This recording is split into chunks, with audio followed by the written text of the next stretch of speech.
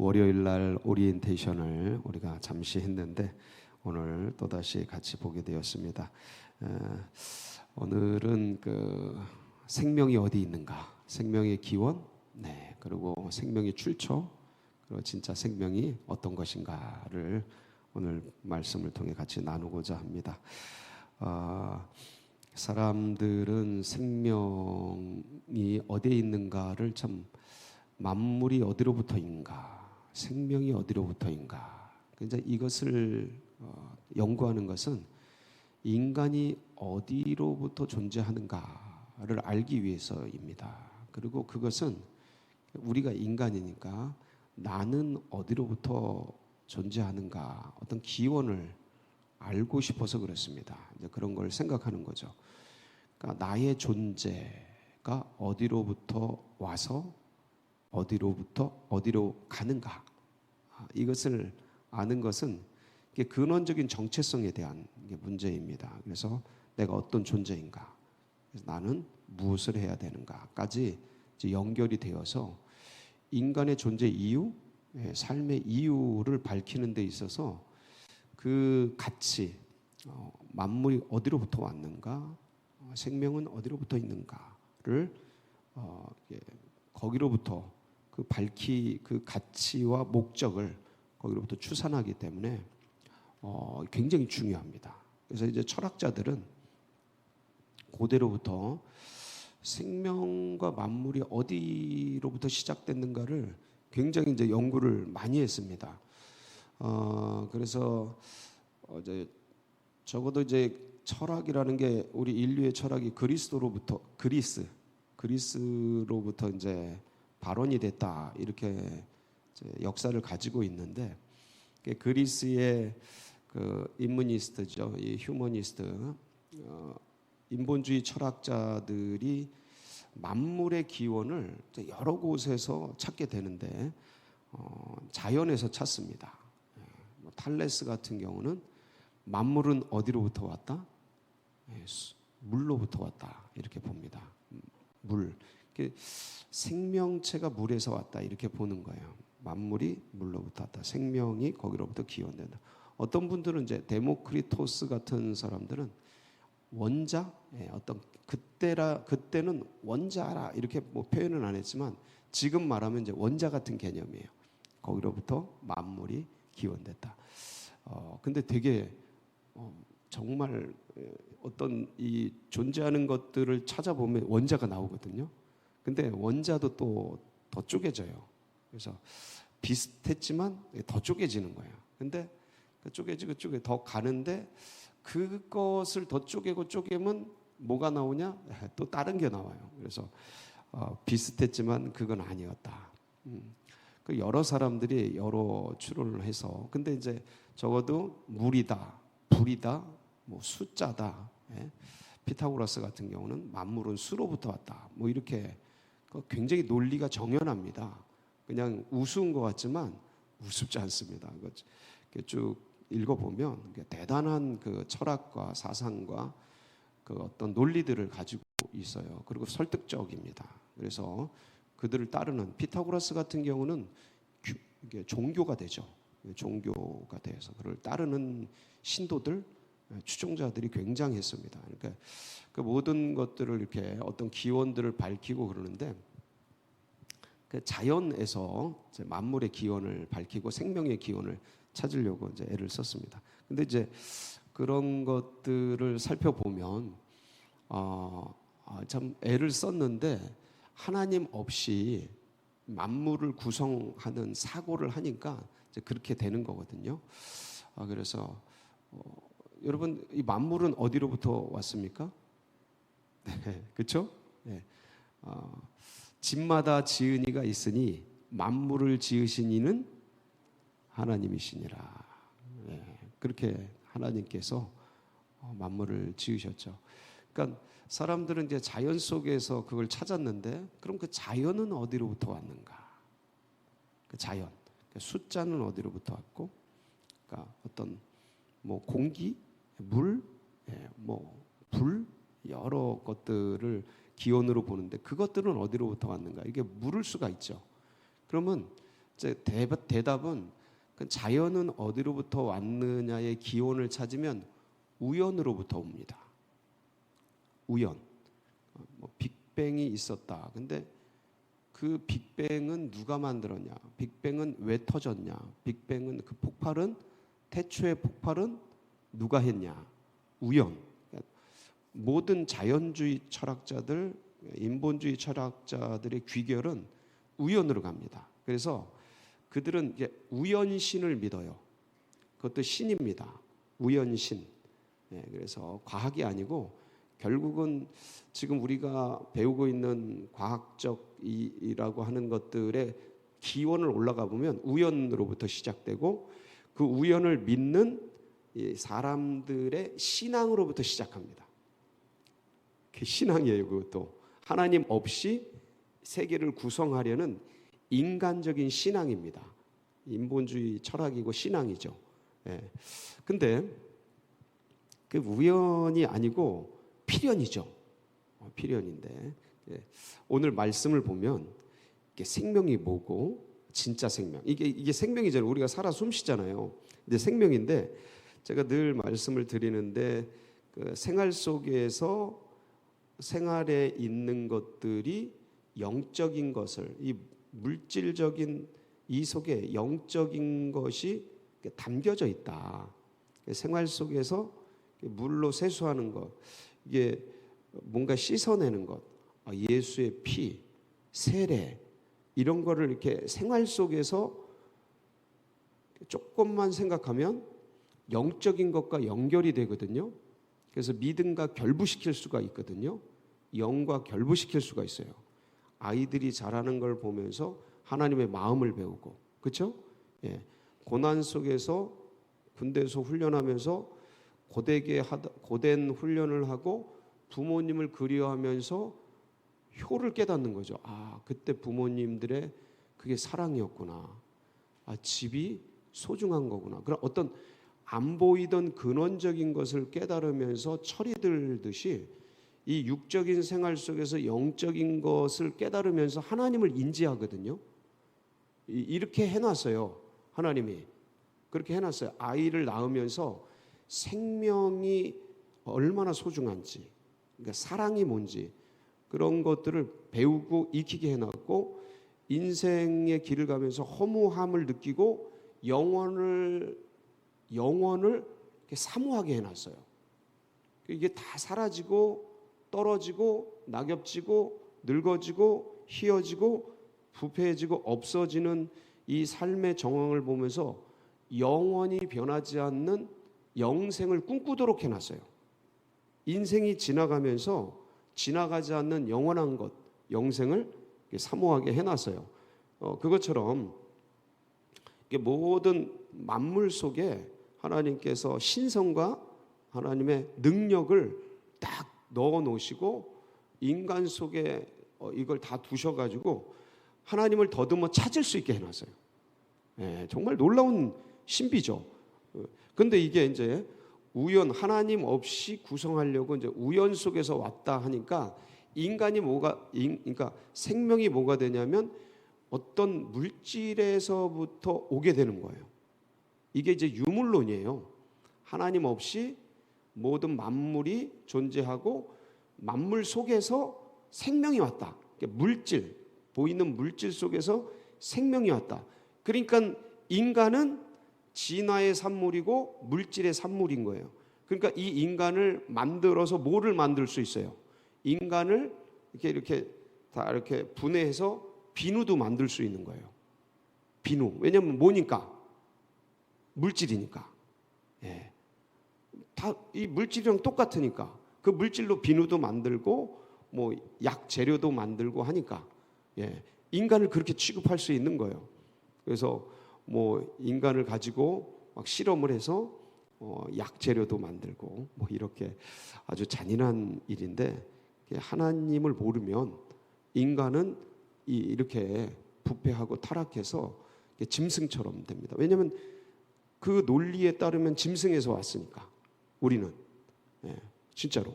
그래서 짐승처럼 살게 되고 그냥 그렇게 막 경쟁적으로 이제 살 수밖에 없는 그러한 일이 되는데, 이제 오늘 말씀에 보면 생명이 어디로부터 있는가를 우리가 보게 됩니다. 여러분, 이 만물은 어디로부터 왔죠?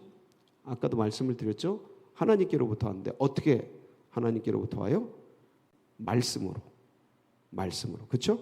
말씀으로. 오늘 창세기 1장 3절에 보면 하나님께서 한번 보실까요? 시작. 하나님이 이르시되 빛이 있으라 하시니 빛이 있었고, 그렇죠?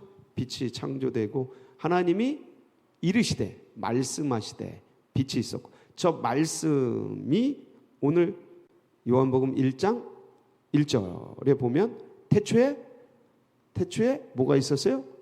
저거예요, 저거. 예, 말씀이 계시나. 저게 로고스인데, 그러니까 인간들이 상상할 수 있는 어떤 첫 존재자, 그러니까 기원자, 그러니까 만물을 있게 한 제1원인. 예, 그러니까 인간들이 만들어낼 수 있는 언어예요. 그러니까 우리는 그걸 하나님 이렇게 말하잖아요. 근데 하나님 없이 인간이 만들어낼 수 있는 최초의 근원자가 뭐냐면 로고스예요. 로고스. 헬라인들의 사고 속에서 어떤 모든 만물을 있게 한 제1원인, 그걸 로고스라고 보는 거예요. 그러니까 저 태초에는 태초에 저게 시간의 처음에란 뜻인데 엔 아르케라는 헬라어인데, 저거는 뭐냐면 어떤 물리적인 역사적인 시간의 처음에란 뜻이 아니고요, 모든 만물이 있기 전에 이 소리예요. 모든 뭔가가 있다라는 존재물이 있기 전에 있었던 최초의 원인자 로고스라는 거죠. 저게 모든 거를 만들어내는 거예요, 저 원인자. 근데 그 말씀이 뭐라는 거예요? 하나님이시라는 거죠. 이 말씀은 곧 하나님이시라는 거. 그러니까 이 말씀, 저 말씀은 모든 만물이 있기 전에 선재인 거예요. 본래 있었던 거죠. 그런데 잘 보세요. 이 말씀은 곧 하나님이시니라. 2절 보면요, 그가 태초에 하나님과 함께 계셨고, 뭐가 하나님과 함께 계셨어요? 그가 누구예요? 예, 로고스죠. 예, 태초의 말씀. 자, 말씀이 태초에 하나님과 함께 계셔. 근데 저 그가가 뭐냐면 말씀인데, 이 말씀이 영어로 보면 어떻게 번역이 되어 있냐면요, 이렇게 되어 있어요. 히로 되어 있어요. 히. 그가. 자, 보세요. 창세기 1장 2절 한글 번역을 보면 어떻게 되어 있냐면 이렇게 되어 있어요. 한글 번역은 그가 되어 있어요. 그러니까 이 그가가, 그것이 뭐냐면 말씀이잖아요. 그러니까 말씀이 그가가 된 거예요. 말씀은 3인칭이잖아요. 나 너 외에 모든 건 3인칭이거든요. 말씀이 하나님과 같이 계셨는데 그 말씀이 그가가 됐어요. 3인칭. 자, 보세요. 이제 넘어가면 영어를 보면, 다시 한번 보면 he는 인격이잖아요. 그러니까 말씀이 그가가 된 게 그냥 된 게 아니고, 말씀은 원래 로고스는 그냥 인간들이 생각하기에 그 로고스는 만물을 있게 한 거였지만 그 인격이나 이런 것들은 상상을 못 하거든요.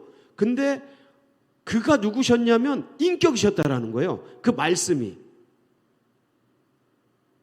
인격이죠. 저는 이게 너무 놀라웠어요. 이 번역을 해낸 게, 그러니까 그 말씀이, 만물을 있게 한 그 말씀이 인격이셨다. 그가잖아요. 그가. 저 사람이잖아요. 그라는 거는. 그러니까 인격이 만물 안에 배양된 거예요. 그래서 만물을 보면 그분의 뭐가 보여요? 신성이 보이는 거예요. 인격이. 그분의 능력이 보이는 거예요. 왜냐하면 저작을 한 책이든 그림이든 그 저작을 한 사람 그 결과물을 보면 그분의 어떤 인격이 보이거든요. 능력이 보이거든요. 그렇죠? 그 만물 속에 그분이, 그가 태초에 하나님과 함께 계셔서, 그래서요 4절을 보면 한번 볼까요? 자, 그 안에 뭐가 있어요? 생명이 있어요. 그럼 생명의 기원은 어디예요? 그분이죠. 말씀. 근데 그 말씀은 인격이셔요. 그 인격이 누구셔요? 인간의 옷을 입고 오신 분이 예수 그리스도죠. 예. 그러니까 그분 안에 뭐가 있는 거예요? 생명. 그러니까 이 3절을 보면 만물도 어디로부터 와요? 요한복음 1장 3절 시작. 만물이 그로 말미암아 지은 바되. 자, 만물, 천하 만물이 누구로 말미암아 지어졌어요? 그가 누구라고요? 말씀. 그 말씀은 인격. 근데 그 말씀으로 존재하던 그 인격이 육신의 옷을 입고 오신 분이 누구셔요? 예수 그리스도예요. 그 말씀이 육신이 돼요. 예, 이렇게 돼 있어요. 그러니까 굉장히 조직적이에요, 이게. 그러니까 요한이 동양적 사고를 가지고 어떤 관념적인 언어를 쓴 것 같은데 그렇지 않다. 굉장히 조직적이에요. 굉장히 조직적이고 놀랍도록 아주 치밀하게 해서 만물의 기원도 그 말씀이고 생명의 그 기원도 그 안에 생명이 있었습니다. 그래서 그러면 진짜 생명은 뭐냐? 살아 숨쉬는 게 생명이 아니에요. 그분 안에 있는 게 생명이에요. 다시 한번. 자, 4절 다시 우리가 보면 4절 말씀을 그 안에 뭐가 있다고요? 생명이 있어요. 그럼 그분 밖에는 뭐예요? 죽음이죠. 그러니까 이게 생명이 그분으로부터 시작이 되었다라는 의미가 있는 것이고 1차적으로는 문자적으로는 그러니까 생명의 기원이 누구냐? 로고스시다. 그분이 인격이시다. 그러니까 그분 안에서 만물이 나왔다. 말씀으로 지어졌는데 이 말씀으로 지어진 만물을 들어가 보면 거기에 뭐가 있다고요? 말씀이 있어요.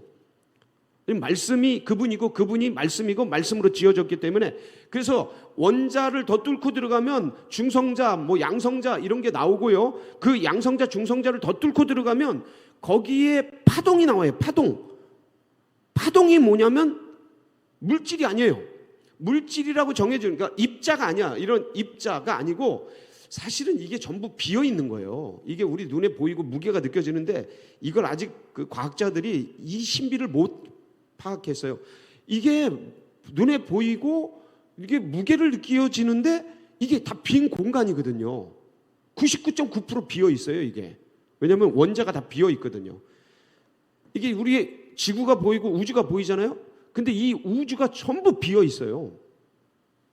암흑 물질로 깜깜해요. 빛이 있는데 신비하죠. 근데 우리 하나님께서 빛을 만들어 주신 건데 그것처럼 이 모든 만물 안에 이 하나님의 놀라운 말씀이 들어가 있어가지고 이걸 쪼개고 들어가면 나중엔 입자가 아니고 물질이 아니고 파동이 나와요. 이 파동이 뭐예요? 말씀이라니까. 이거를 지금 사람들이 안 믿고 있다가 오히려 과학이 더 발전하니까 신기한 걸 느끼는 거죠. 과학이 더 발전하니까 DNA가 나오고 이게 종적인 진화가 불가능하구나. 이걸 과학자들이 알아버렸어요. 이제 이 종적 진화가 불가능하구나. 횡적 진화, 이게 뭐 손가락을 많이 쓰면 손가락이 커지고 이런 거 있잖아요. 용불용설 같은 거 이런 것들은 가능한데 종에서 종으로 변하는 거, 뭐 개가 짐승으로 변하고 개가 원숭이로 변하고 종에서 종으로 변하는 건 DNA가 절대 불변하는구나. 이게 깨지는 순간 대가 이어지지 않는구나. 이런 게 과학적으로 밝혀지면서 오히려 과학이 더 발전하니까 진화가 이거 잘못됐구나. 이걸 알게 되고 지금 천문학이 엄청나게 발전하고 있어요. 저 제임스 웹 이런 어떤 그런 엄청난 우주 만환경 이것 때문에 천문학이 엄청나게 발전하고 있어요. 그러면서 뭐 45억 년 전, 뭐 135억 년 전, 뭐 이런 우주의 출처 빅뱅이 그때 일어났다, 뭐 이런 얘기를 밝히고 있는데 그게 아니라는 것들도 서서히 나오고 있어요. 이제 나중에 전부 알려질 거예요. 인간의 과학이 더 발전하면 거짓말만 안 하면 이 만물이 지어져 있는데 현상으로 보이고 있는데 이게 전부 비어 있고 이게 입자로 된 게 아니고 물질로 된 게 아니고 영으로 된 거구나. 루아흐, 말씀. 그분이 예수 그리스도죠. 그분으로부터 생명이 출발을 했어요. 첫 번째는 그거예요. 두 번째는 그분 안에 있는 게 생명이에요. 할렐루야. 오늘도 예수 그리스도 안에서 우리의 생명의 기원이고 출처이고 전부이신 그분 안에서 생명을 누리는 복된 하루 되시기를 주의 이름으로 축복합니다. 같이 기도하시겠습니다. 참 놀랍고 신비스럽고 이런 말씀을 보면 어떻게 이런 짧은 말씀 안에 이런 우주적 담론을 다 넣어놨나. 아주 신비롭고 기가 막히고 이 성령의 감동이 어마무시하다는 것을 느끼면서 너무 감사할 뿐입니다. 우리 선조들에게. 그러면서 동시에 겨울의 이 추위에 우리 어르신들 또 환우들 고난받는 분들 잘 이겨가도록 위해서 기도해 주시고, 그리고 우리 선교사님들 또 다음 세대 또 여러 부분들, 그리고 예비된 영혼들, 그리고 우리 태신자들, 그리고 우리 둔촌동 시대 또 활짝 열어주시도록 여러분 각자의 기도 제목 붙들고 우리 주여 부르짖고 기도하며 나갑니다. 부르짖습니다. 주여 주여 주여